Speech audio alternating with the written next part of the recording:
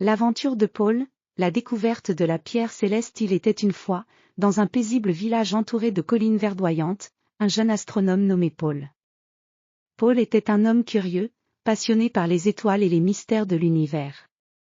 Il passait ses soirées à observer le ciel nocturne à travers son télescope, rêvant de découvrir de nouveaux secrets célestes. Une nuit claire et étoilée, alors qu'il observait le ciel à travers son télescope, Paul remarqua quelque chose d'étrange. Une étoile brillante semblait se déplacer lentement à travers le ciel. Intrigué, il ajusta son télescope pour observer l'étoile de plus près. Il découvrit que ce n'était pas une étoile, mais un météore, une pierre venant de l'espace, qui traversait le ciel à grande vitesse.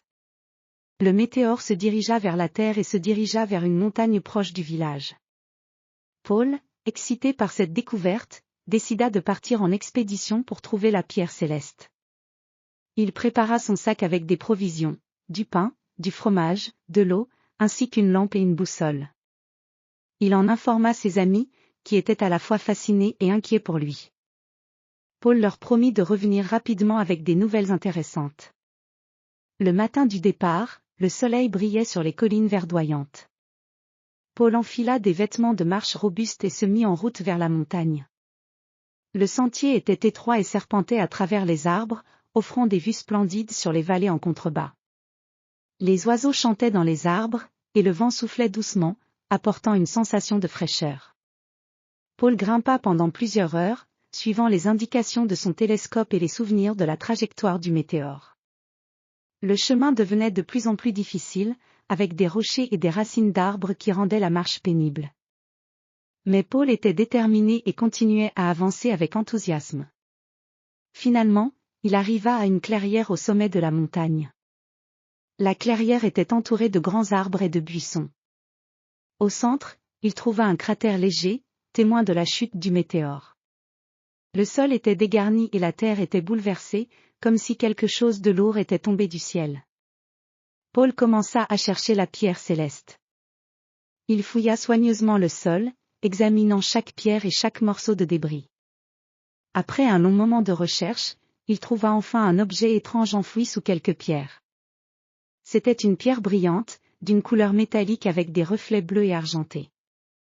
Elle semblait irradier une lumière douce et mystérieuse. Avec excitation, Paul prit la pierre dans ses mains. Elle était plus légère qu'il ne l'avait imaginé et dégageait une chaleur agréable. Paul savait qu'il avait découvert quelque chose de précieux. Il décida de revenir au village pour étudier la pierre en profondeur. Il redescendit la montagne avec soin, transportant la pierre précieusement dans son sac. De retour au village, Paul montra la pierre céleste à ses amis. Tout le monde était émerveillé par sa beauté. Paul commença à étudier la pierre avec soin dans son laboratoire, utilisant des instruments pour analyser sa composition. Il découvrit que la pierre contenait des éléments rares et des propriétés étonnantes. La pierre semblait avoir des propriétés magnétiques et émettait une lumière douce lorsqu'elle était exposée à l'obscurité. Au fil des semaines, Paul continua ses recherches et découvrit que la pierre céleste pouvait capter et stocker l'énergie de la lumière. Il pensa qu'elle pourrait avoir des applications scientifiques importantes, comme une source d'énergie renouvelable. Paul partagea ses découvertes avec la communauté scientifique, et la pierre devint célèbre dans le monde entier. Grâce à sa détermination et à son esprit d'aventure, Paul avait découvert un véritable trésor céleste. Il continua à explorer les mystères de l'univers, mais il n'oubliera jamais la nuit où il trouva la pierre céleste et révéla les secrets d'une merveille venue des étoiles.